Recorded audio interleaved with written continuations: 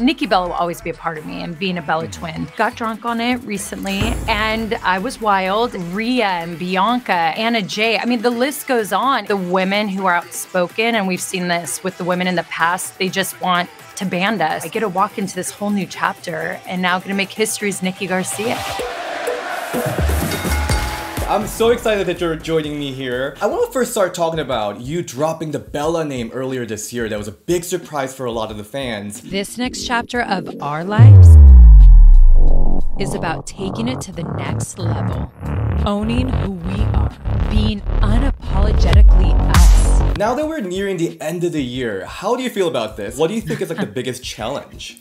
You know, I have to say I feel super empowered because it was a really big step, and a step that you don't see people take in our industry, to be known as a Bella for 16 years and then change into a Garcia, and also in an industry where I'm almost 40. So there's, you know, difficulty there, but it's actually been really amazing. People have really embraced it. I think there was some confusion, of course, because when you don't understand the business side of this world, it could be like, well, why? And I don't understand. But how lucky am I that I get to have made history being a Bella and have that a part of my chapters in my book. And now I get to be in this new chapter, walking into my 40s, being a Garcia, who I was born to be. I've already like started to look back on it. I'm like, wow, this is really cool. There were hard moments, you know, because Nikki Bella will always be a part of me, and being a Bella twin. So there are those moments where it's hard to let go of that. But then it's like, but wow, I get to walk into this whole new chapter, and now I'm going to make history as Nikki Garcia. One of my favorite part of Barmageddon is the redemption drinks.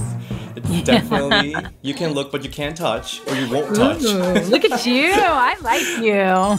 I'm a Bella Army myself, so. Okay, good. I like that. So what would you say is a drink of your choice? First, for a casual night out, and second, for a Brie Mode night. Oh, okay. So casual night out, it would definitely be Aperol Spritz because it's refreshing. I don't get too buzzed off of it. I could have a few, go home, still do bedtime routine, feel great. But if I want to get into Brie Mode, you better bring on those spicy margaritas because, you know, tequila, it's that upper, and whoo, I like to party. I want to see Bonita Bonita add tequila too. I mean, you know, I like my Bonita Bonita, our bubbles, that's what I like to make my Aperol Spritz with. I'm not gonna lie, our red, I got drunk on it recently, and I was wild, and I was like, oh my gosh, Brie, a red. And she was, I know, right? I'm like, yeah, you get pretty drunk, so.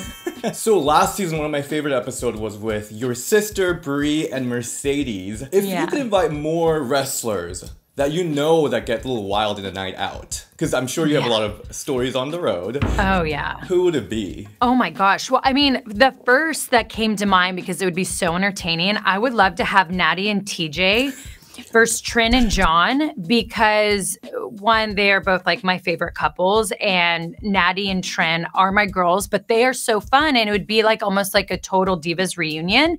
But then to have their men by their side, I just think that would make for an incredibly entertaining episode, and very competitive. And then I also think Becky Lynch versus Bianca Belair could be very good. I think that would be very entertaining, and we could have their men join in too, you know, get Seth like in there maybe. Like, well, what would be fun is to get their guys in there, like coming, like surprises, you know what I mean? Yeah. Like we do in the wrestling industry. They would be a lot of fun as well. Yeah. You know, so Barmageddon airs on USA Network on Monday after Monday Night Raw. Yeah. And last Monday, some fans were a bit upset that WWE gave a shout out to Blake, but not the Hall of Famer Nikki Garcia. Blake Shelton stars in Barmageddon, the wildest celebrity competition show on television. What do you think about that?